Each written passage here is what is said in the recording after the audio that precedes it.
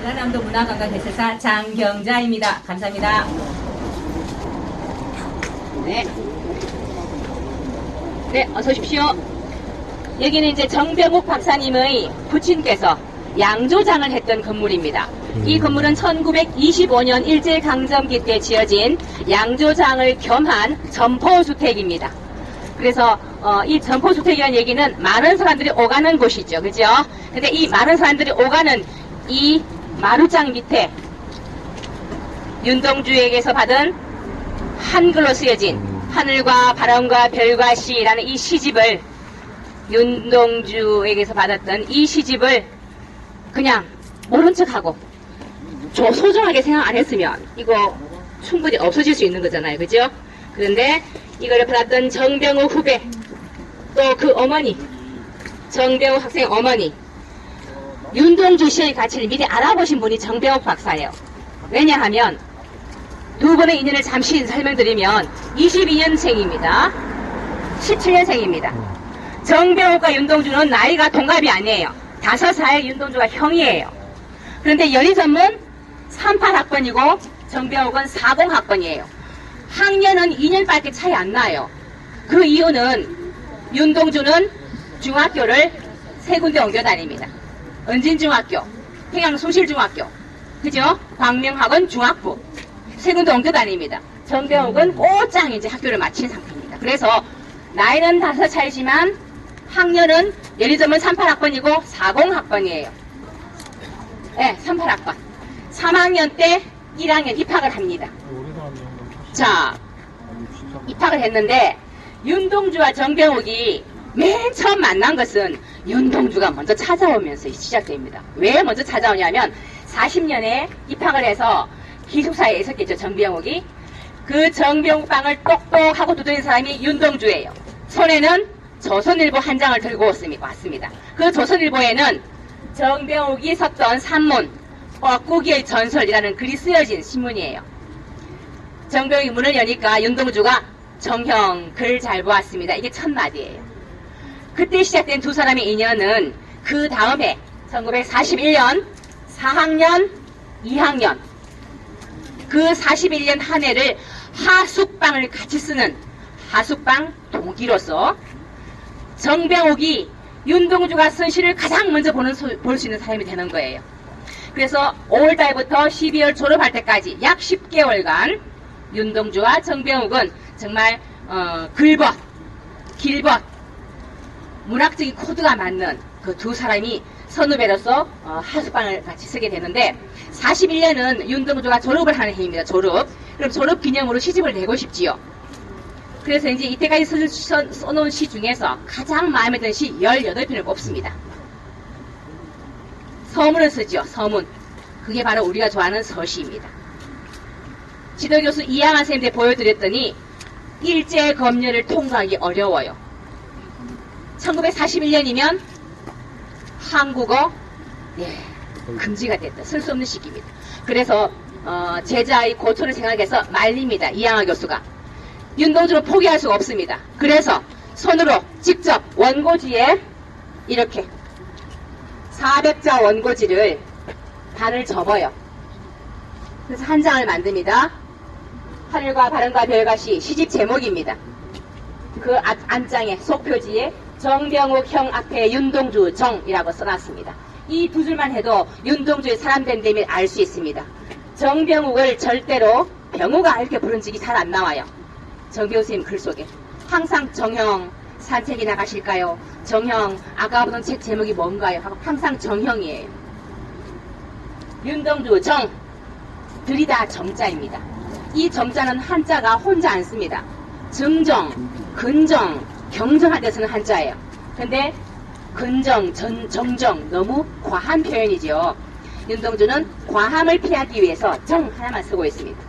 윤동주의 인간성, 윤동주의 센스를 볼 수 있는 두 줄이 되겠습니다. 그 다음에 시작되는 게 서시입니다. 우리가 좋아하는 서시를 포함해서 총 19편의 시가 여기 한 곳으로 묶어져 있습니다. 지금 여기 구멍이 나 있죠? 예, 묶어서 출판된 책이 아니죠. 직접 손으로 썼던 책이죠. 원고지죠, 원고지. 그래서 육필 원고라 합니다. 이 책을 정병욱이 가지고 있다가 42년에 윤동주는 유학을 갔죠. 일본으로. 44년에 학도병 징집을 당합니다. 정병욱이. 자, 44년에 학도병으로 징집이 됐다. 이 말은 학도병 전선으로 가지요. 죽으러 가는 거죠. 정병욱이 한 일은 서울에 있는 모든 집을 들고 내려와서 이곳 부모님 집에 내려와서 특별히 윤동주에게서 받은 이 시집을 부탁을 합니다. 이렇게 동주나 내가 둘 다 죽고 돌아오지 않더라도 나라가 독립되면 이걸 잘 보관하고 있다가 연희서문에 보내서 윤동주의 시가 빛을 보게 해달라. 죽으러 가는 마당에 유언서를 남긴 게 다른 게 아니고요. 윤동주의 시를 빛을 보게 해달라는 게 정병욱의 소원이었습니다. 이 아들의 절절함을 그대로 그 어머니가, 이 어머니가 이름이 박아지요. 윤동주도 삼남일녀 장남, 정병욱도 삼남일녀 장남이에요. 이 장남의 절절한 마음을 어머니가 장남의 마음을 그대로 전해받았다고 할 수 있죠. 이거 사실 원고지 얇잖아요. 우리 휴지 있었습니까 그 당시에? 똥밭 하기 너무 좋은 종이에요 이거. 불소식 해버렸다는가 그죠? 우리 서시 몰라요. 별의는 반 몰라요. 근데 그 어머니가 이 책을 장남의 그 절절한 마음을 받아들여서 명주 보자기로 싸서 마룻장을 뜯어내고 그냥 넣으면 어떻게 되겠습니까? 습기가 많잖아요. 그죠? 곰팡이 필 수도 있고 쥐가 똥오줌을 살 수도 있고 명주 보자기로 싸서 항아리를 작은 항아리를 넣고는 지켜냅니다. 항아리 속에다가. 근데 이건 점포를 했죠. 요 뒤에 망덕산입니다. 일본 신사가 있어요. 신사가. 일본 헌병이 수시로 오가는 길목이에요. 여기가. 위험한 일이죠. 이 어머니의 용기 거기다가 장롱속이 아니라 혹시나 이렇게 수색을 당해도 사람들이 많이 오가는 점포 마루 밑바닥. 그죠? 어머니의 재치 그리고 용기. 윤동주의 시를 지켜낸 것은 정병욱과 그의 어머니와 그의 가족들이에요. 그래서 해방이 되면서 윤동주는 1945년 해방될 때까지 살지 못하잖아요. 2월 16일 추운 겨울에 새벽 3시 26분 후쿠오카 형무소에서 죽습니다. 생체 실험을 당한 후에 그죠? 이름 모를 주사를 맞았다 하거든요. 정병욱은 45년 해방되고 돌아옵니다. 구사일생으로. 이분이 돌아와서 한 일은 평생 돌아가실 때까지 윤동주 알리기. 48년도가 윤동주 3주기인데 48년에 지도교수 최연배 선생님한테 부탁드립니다. 제가 윤동주 선배의 글시 19편을 가지고 있습니다. 출판하고 싶습니다 하니까 최연배 선생님이 하신 일은 정음사 출판사 정음사 사장 전화해가지고 최영애 씨를 불러서 만나게 해줍니다. 정병욱을. 그 최영애 씨가 바로 최연배 씨 큰 아들이에요. 정음사가 우리 문학계에 끼친 발전은 아주 공헌은 아주 대단합니다. 초판부터 정보판, 개정판 모두 정음사에서 나옵니다. 그래서 이 19편 망포구에 있었던 이 19편 그리고 유학시절에 일본 유학시절에 친구 강처중에게 편지와 함께 보낸 게 5편 있습니다. 5편. 봄, 흐르는 거리, 사랑스러운 추억, 쉽게 쓰여진 시, 흰 그림자 이 5편. 자, 19 더하기 5. 나머지 7편은 유품 중에서. 총 31편이 48년도에 첫 시집으로 나옵니다. 그래서 31편 중에서 19편. 거의 대부분은 우리 망극보고에 있었던 이 하늘과 바람과 별과 시. 제목도 그대로. 그죠? 이 제목은 윤동주가 직접 남겨놓았던 제목입니다. 하늘과 바람과 별과 시 밑에 조그만 글씨가 하나 있습니다. 유심히 봐보시면 한자로 동주라고 써놨습니다. 근데 한자가 다릅니다. 여기는 동력동 기둥주. 윤동주의 본명은 동력동의 기둥주자입니다. 근데 요 시집 제목 밑에 쓴 동주는 아이동 배주 아기배입니다. 아기배. 동주가 지금 살아서 활동을 하고 있는 문인이면 아마 필명을 아기배, 순우리말은 아기배 동주가 하지 않았을까라고 생각해 봅니다. 그래서 여기는 제일 첫 장이죠. 제일 마지막 장 보여드리겠습니다. 이쪽으로 오십시오. 이게 제일 마지막 장입니다. 별해는 마음이 19편 중에 가장 앞에가 서시이고요. 가장 뒤에 있는 19번째 시가 별해는 밤입니다. 이 별해는 밤 마지막 종결부 보시면 1941년 11월 5일 날짜가 끝났습니다. 윤동주 씨 특징은 날짜를 써놓습니다. 아주 모범적인 시인입니다. 그래서 이 날짜를 따라가면 그동 시작 과정을 다 볼 수 있거든요. 분명히 끝났는데 넉 줄이 더 있습니다. 왜 더 있냐고 이제 이게 윤동주가 썼던 이 비례의 맘 마지막 넉 줄을 정병욱 박사가 잊지 못할 윤동주 형이라는 이 산문에서 수필에서 이제 밝히고 있습니다. 나는 밤을 새우는 벌레는 부끄러운 이름을 슬파는 까닭입니다. 라고 첫 원고를 끝내고 나에게 보여주었다. 나는 그에게 했는 짓이 어쩐지 끝이 좀 허전한 느낌이 드네요. 라고 느낌만을 말했었다. 그 후 현재 시집의 제1부에 해당하는 부분의 원고를 정리하여 서시까지 붙여서 나에게 한 부를 주면서 지난번 정형이라 하지요. 병우가 라고 안 하지요. 지난번 정형이 별해는 밤 끝부분이 허다 하셨지요. 이렇게 끝에다가 덧붙여 보았습니다. 하면서 나머지 넉 줄. 그러나 겨울이 지나고 나의 별에도 봄이 오면 무덤 위에 파란 잔디가 피어나듯이 내 이름자 묻히는다고 해도 자랑처럼 불이 무성할 게다. 별해는 밤 마지막 종결부는 후배 정병욱의 화한 마음을 채워주기 위해서 네, 왜냐하면 날짜가 있어서 끝났거든요. 근데 정병욱에게 줄 때는 넉 줄을 더 넣어서 후배의 화한 마음을 채워줘 준 사람이 바로 윤동주입니다. 윤동주는 윤동주의 외투, 시계 전부 전당포 돌아다녀요. 친구들이 빌려갑니다. 이놈이 빌려가고 찾아오면 저놈이 빌려가고. 근데 윤동주가 지키기 위해서 자기의 시 스타일은 양보하지 않거든요. 근데 정병욱이 허하다 해놓으니까 그 허한 마음을 채워주기 위해서 넉 줄을 써놨어요. 가만히 하면 지금 제가 설명드렸죠. 반 접었다고 사백자 원구지를. 이게 손을 많이 때를 타지 않습니까? 그래서 까맣게 이제 때가 탄 거예요. 오염이 된 거예요. 그래서 이게 펼쳐서 지금 찍은 겁니다. 그래서 이 흰 그림자가 또 왜 나와 있냐 하면 요거는 보면 리쿄 유니버시티, 리쿄 대학에서 편지지에 쓴 시예요. 이제 일본에서 보낸 시인데 이 흰 그림자를 한자로 바꾸면 배경이죠. 배경. 정병욱 박사는 자기 호를 백병으로 바꿉니다. 배경 정병욱으로 살다가 이제 돌아가시는데 그 전에 호가 만보예요. 늦을 만자에 그런 보자. 근데 만추할 때 그 만자.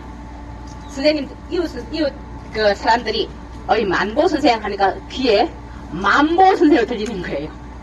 그때 만보춤이 유행했거든요. 그래서 춤 선생으로 자꾸 들려가지고 바꾸고 싶었는데 바로 흰 그림자가 생각나서 배경으로 바꿨다라고 쓰고 있습니다. 그래서 배경 정병호 선생님이 또 한 가지 크게 하신 일이 있습니다. 뭐냐 하면 바로 여동생, 하나뿐인 여동생을 윤동주의 큰 남동생 윤일주에게 시집 보냅니다. 두 집안은 지금 서로 사동간입니다. 1940년 기숙사방에서 똑똑하고 윤동주가 찾아왔던 그 인연이 지금도 이어지고 있는 현재 진행형이죠. 바로 윤인설 교수가 성균관대 건축가 교수고 계신데 그분은 태어나니까 큰아버지가 윤동주고 정병욱이 외삼촌이에요. 그죠? 그 윤인석 교수가 큰아버지의 모든 유품을 연세대 연구 기증하거든요. 지금 윤동주의 모든 작품은 연세대 윤동주 기념관에 있습니다. 자, 연세대 기증하기 전에 한 일이 하나 있습니다. 바로 외갓집에 있었던 19편의 시 복사해서 들고 왔습니다. 안에 있습니다.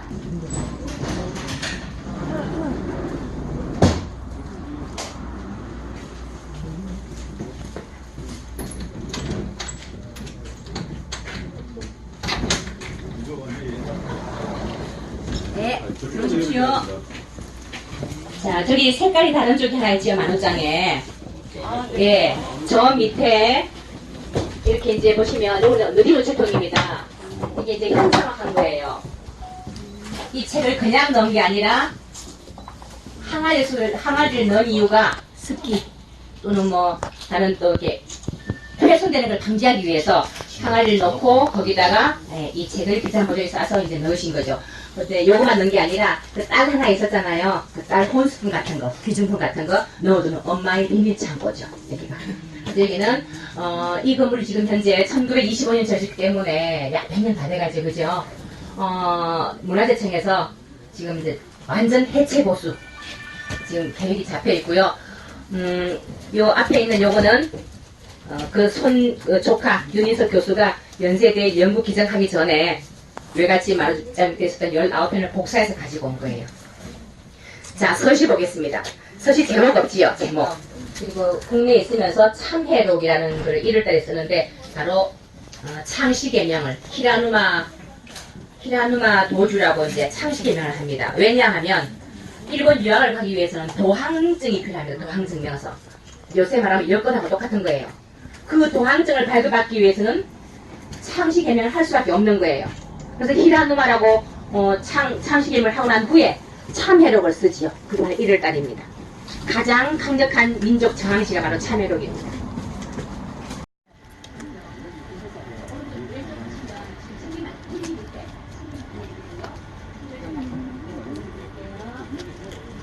춘향가, 신청가, 수공가, 청각가, 흥부가 전승자와 대승자 간의 구두로만 이어서 어떤 한소리를 다 찾아볼까요? 순천서 오신 분 아까 그 뿌리 깊은 나무 한창기 사장님하고 같이 판소리 감상회를 100회 이걸 합니다. 마지막 100회는 그 국립중앙박물관 중앙홀에서 이때까지 나왔던 명창고수 다 나와서 공연을 하거든요. 그래서